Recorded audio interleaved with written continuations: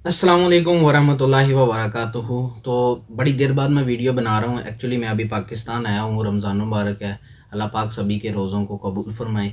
अच्छा, आज का जो टॉपिक है वो बहुत ही इम्पोर्टेंट है। इसकी ज़रूरत इसलिए पेश आई है कि मैं जिस दिन से पाकिस्तान में आया हूँ, एक ही क्वेश्चन लोग मुझसे कर रहे हैं कि जी इंडोनेशिया की करेंसी क्या है। अच्छा, जब मैं उनको बताता हूँ कि वो लाख के अंदर जाती है, उसके डिजिट्स ज़्यादा हैं। अच्छा, वो गरीब मुल्क है। अब मेरा दिल नहीं ये मानता कि वो एक गरीब कंट्री है।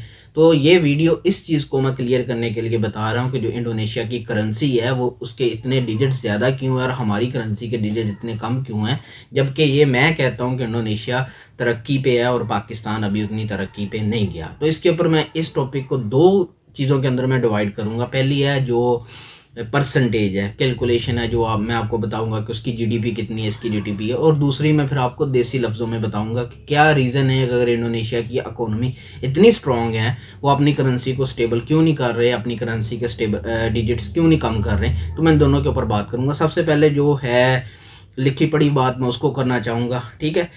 सबसे पहले उसने कहा कि जो इंडोनेशिया की जीडीपी है ना, वो है 1.318 ट्रिलियन, ट्रिलियन में कह रहा हूँ, यूएसडी डॉलर्स। और पाकिस्तान की जो जीडीपी है वो 376,658 बिलियन। आप यहाँ पे एक बिग गेस्ट कंपैरिजन देख सकते हैं कि जो इंडोनेशिया की जो जीडीपी है वो कितनी बड़ी है पाकिस्तान से। फिर जो है जीडीपी पर कैपिटा, कैपिटा का मतलब होता है कि जो एक बंदा उस मुल्क के अंदर कमा रहा होता है उसको डिवाइड किया होता है। अच्छा, थोड़ी बहुत यहाँ पे कोई गलती हो जाए, मैंने अकाउंटिंग पढ़ी हुई बहुत देर हो चुकी है, तो ये जस्ट समझाने के लिए। इंडोनेशिया के पर कैपिटा जो जीडीपी है ना वो है जी $4798। ठीक हो गया।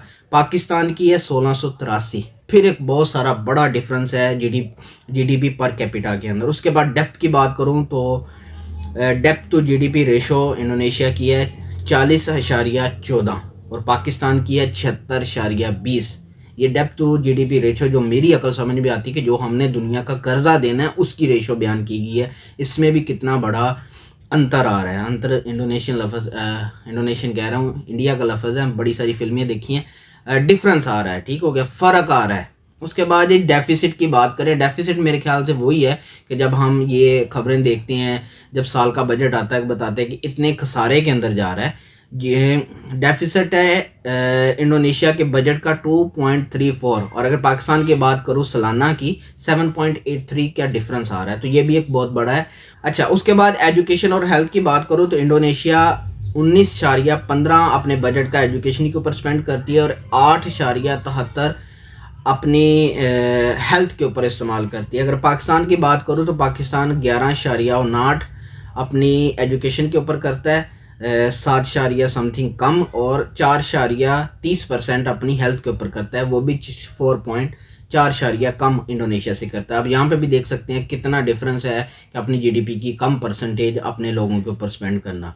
डिफेंस के ऊपर ये सबसे जो बड़ी चीज़ है जहाँ पे पाकिस्तान ज़्यादा पैसे इस्तेमाल करता है, उसका डिफरेंस बताता हूँ कि पाकिस्तान अपना 17.89%, 17.89% अपने डिफेंस के ऊपर करता है, बस जबकि इंडोनेशिया ओनली 4.11% अपने बजट के ऊपर डिफेंस के ऊपर लगाता है। तो इसके अलावा करप्शन की बात करें तो इंडोनेशिया का जो स्कोर है वो 34 है और ये रैंक करता है 50 पॉइंट के ऊपर रैंक करता है। अगर पाकिस्तान की बात करो तो हमारा स्कोर करप्शन के अंदर 27 है, थोड़ा लग रहा होगा, लेकिन हम 110वें पॉइंट के ऊपर रैंक करते हैं। ये तो होगी जी पढ़ी लिखी बात। इसके अलावा HDI है, जिसे कहते हैं ह्यूमन डेवलपमेंट इंडेक्स है। इस तरह के बहुत सारे पैरामीटर हैं जिनके अंदर हम इन दोनों को डिफरेंस कर सकते हैं, कौन सा अप जा रहा है, कौन सा नीचे जा रहा है। अब अगली बात करते हैं इंफ्रास्ट्रक्चर या इंडोनेशिया की डेवलपमेंट की बात करूँ तो हम तो उसके करीब तरीन भी नहीं है। मैं वहाँ से हो के आया हूँ, मैंने यहाँ की भी मेजर सिटी को विजिट किया हुआ है, ये मेरी बात पे यकीन करो ना करो। अब जो मोटा सा सवाल है, जो हर किसी का सवाल होता है, उसके ऊपर आते हैं जी भाई उनकी करेंसी लाखों में क्यों जाती है। उसकी रीज़न ये है कि वक्त के साथ साथ इंडोनेशिया भी ऊपर नीचे होता रहा और उसकी करेंसी लाखों में चली गई है।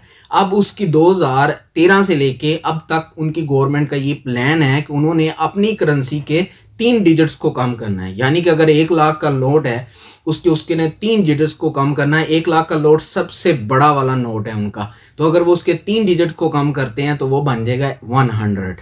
जब जिस दिन इंडोनेशिया ने अपनी करेंसी के 3 डिजिट्स को कम किया तो वो 100 पे आ जाएगी। अगर उस 100 को आज के पाकिस्तानी से मैं कंपेयर करूँ तो पाकिस्तानी 2000 पे है। तो ये उनका प्लान है। अब वो कर क्यों नहीं रहे? क्योंकि बहुत सारे पैरामीटर होते हैं, उनके डेप्थ कैलकुलेशन होती है, करेंसी प्रिंटिंग होती है, उनके बैंकिंग सेक्टर को कंपेयर करना होता है। तो अल्टरनेटिव हंड्रेड्स फैक्टर, उसके अंदर हज़ारों फैक्टर आते हैं, जिसकी वजह से एक नोट को चेंज करना या एक पूरे सिस्टम को चेंज करना आसान नहीं होता।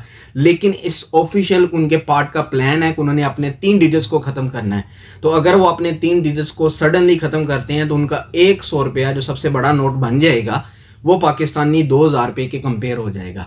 अब मैं बताता हूँ कि इंडोनेशिया ग्रो क्यों कर रहा है। मैं एक लफ्ज़ हमेशा कह रहा हूँ, 2018 की बात है जब मैं इस मामले के अंदर आया, उस वक्त पाकिस्तानी 10,000 रुपया इंडोनेशियन 10 मिलियन के इक्वल था, और आज की डेट में वो 10 मिलियन वहीं पे स्टेबल है, हमारा 20,000 रुपया 10 मिलियन के बराबर हो चुका है। तो आप दे सकते हैं कि 4-5 सालों के अंदर ये जितने भी है कि हम आगे गए हैं, हमारी करेंसी डबल हो चुकी है, वो वहीं पे 10 मिलियन की स्टेटमेंट स्टेबल है।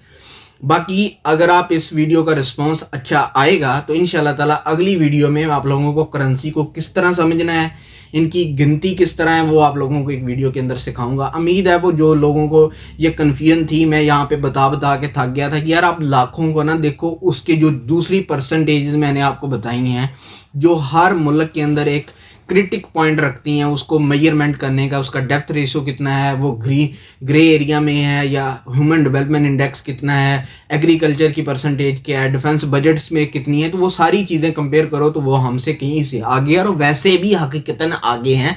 अगर ये हम 3 डिजिट्स का फ़र्क करना, हाँ हमें महंगाई इसलिए लगती है कि हमारी जो अपनी ज़ाती करेंसी है वो इतनी डाउन हो चुकी है। अगर मैं इंडोनेशिया एक अच्छा मुल्क है वहाँ के, इसका मतलब जो मुल्क का इंफ्रास्ट्रक्चर महंगा है, जिसकी करेंसी हमसे स्टेबल है, वहाँ पे कारोबार शुरू करना भी महंगा होगा डेफिनेटली। जब आप यहाँ से पैसे भी लेके जाएंगे तो वो उसकी वैल्यू वहाँ पे जाके गिर जाएगी।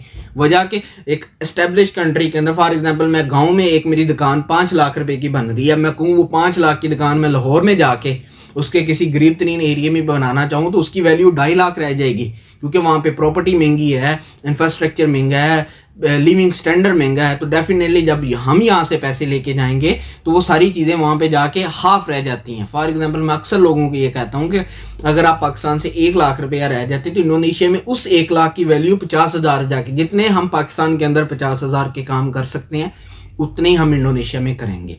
अब लिविंग स्टैंडर्ड इंडोनेशिया का बहुत महंगा है, वो इसमें कोई बात नहीं है, वो आप रेशियोज़ के अंदर भी निकाल सकते हैं, उसके अंदर क्लियरली मेंशन किया है। उसकी एक रीज़न ये भी आती है कि एक कंट्री जब डेवलप्ड होता है तो वहाँ पे जो चीज़ों की खरीदार लोगों का लिविंग स्टैंडर्ड इसलिए बढ़ जाता है। जैसे एक आम सी मिसाल देता हूँ, अब मैं गाँव के अंदर रह रहा हूँ, मेरे गाँव के अंदर आप कह सकते हैं कि फ्रिज हर घर में लाजमी है, और हर बंदा अगर ये बिजली ना महंगी हो तो वो कोशिश करे कि अपने घर के अंदर ओवन रखे। अगर मैं यहीं से अपने 4-5 विलेज आगे की तरफ चले जाऊं तो वहाँ पे लोगों का लिविंग स्टैंडर्ड इस तरह है कि वो लोग अपने घर में के अंदर एक फ्रिज मेंटेन करने के लिए उनकी एक ख्वाहिश है। तो आप कह सकते हैं कि यहाँ से जैसे ही मैं पीछे गया तो कितना डिफरेंस पड़ गया। अगर मैं यहीं से उठ के अपने शहर से लाहौर की तरफ चले जाऊँ तो वहाँ पे कुछ चीज़ें ऐसी हैं जो उन लोगों की बुनियादी ज़िंदगी बन चुकी हैं। तो यही वजह है कि जो डेवलप्ड नेशन होती हैं उनकी अखराजात इतने हो सकते हैं, लिविंग स्टैंडर्ड इतना हो जाता है, तो वहाँ पे जो लिविंग एक्सपेंडिचर है वो बहुत ज़्यादा एक्सपेंसिव हो जाता है।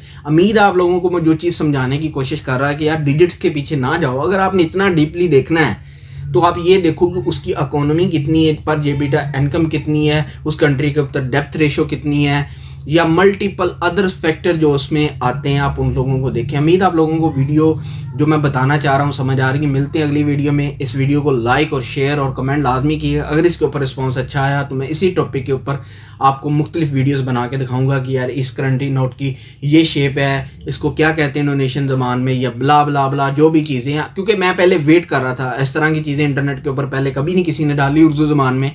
तो इंशाल्लाह ताला मैं पहला हूँ जो आप लोगों को इसके बाद बताऊंगा, और मैं ही इस चीज़ को कंटिन्यू करूंगा क्योंकि अल्हम्दुलिल्लाह मुझे इसके अंदर थोड़ा बहुत एक्सपीरियंस है। तो उम्मीद है आप लोगों को वीडियो पसंद आएगी। मिलते हैं अगली वीडियो में, तब तक इजाज़त दीजिएगा। अल्लाह हाफ़िज़।